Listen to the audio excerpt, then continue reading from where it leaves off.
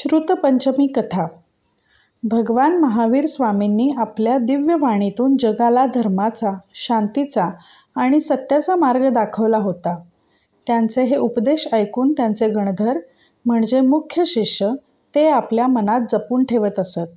गणधर गौतम स्वामी आणि नंतर सुधर्मा स्वामी यांच्यामुळे हे अलौकिक ज्ञान एका पिढीकडून दुसऱ्या पिढीकडे मौखिक परंपरेने पुढे जात होते. जणू काही एका दिव्याची ज्योत दुसऱ्या दिव्याला प्रकाश देत होती. पण या ज्ञानाची कोणतीही लिखित नोंद नव्हती. ते फक्त स्मृतींच्या रूपात जतन केलेले होते. काळ पुढे सरकत राहिला आणि गणधरांची ती तेजस्वी परंपरा हळूहळू कमी होऊ लागली. ज्ञानाचा तो अमूल्य ठेवा विस्मृतीच्या गर्तेत हरवू लागला की काय, अशी भीती वाटू लागली. अशाच एका ज्येष्ठ शुक्ल पंचमीच्या शुभ मुहूर्ताच्या आसपास गुजरातच्या पवित्र गिरनार पर्वतावर आचार्य धरसेन नावाचे एक महान तपस्वी आणि धर्मनिष्ठ आचार्य राहत होते.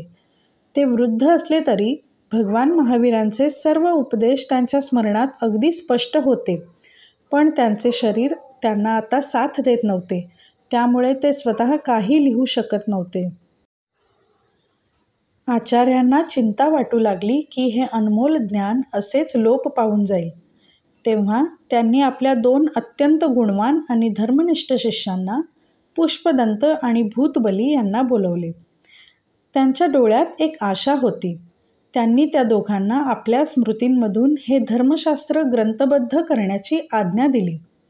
आपल्या गुरूंच्या आज्ञेने आणि धर्मावरील अढळ श्रद्धेने त्या दोन्ही शिष्यांनी अथांग कष्ट घेतले. त्यांची एकाग्रता आणि भक्ती इतकी होती की त्यांनी जणू महावीरांच्या उपदेशांना पुन्हा जिवंत केले. त्यांच्या कठोर परिश्रमातूनच षटखंडागम, षट म्हणजे 6, खंड म्हणजे भाग, आगम म्हणजे उपदेश, या महान ग्रंथाची निर्मिती झाली. हा ग्रंथ म्हणजे जैन धर्मातील सर्वात प्राचीन आणि मूलभूत धर्मग्रंथ मानला जातो. या ग्रंथात जीव, कर्म, मोक्षमार्ग अशा अनेक गहन विषयांवर अत्यंत सखोल तत्वज्ञान मांडले आहे. विज्ञान, तत्वज्ञान, आत्मा आणि मोक्ष यांचे एक अद्भुत मिश्रण या ग्रंथात आहे. दिगंबर परंपरेतील मुनिश्रेष्ठांसाठी हा ग्रंथ आजही अत्यंत पूजनीय आहे.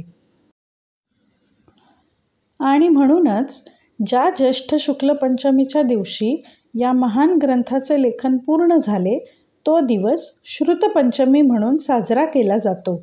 हा दिवस म्हणजे केवळ एक उत्सव नाही, तर ज्ञानाचे रक्षण करणाऱ्या, ज्ञानाची ज्योत पुन्हा प्रज्वलित करणाऱ्या त्या महान आचार्यांना आणि शिष्यांना आदराने वंदन करण्याचा दिवस आहे. हा दिवस आपल्याला ज्ञानाचे महत्त्व आणि ते जतन करण्याची आपली जबाबदारी याची आठवण करून देतो.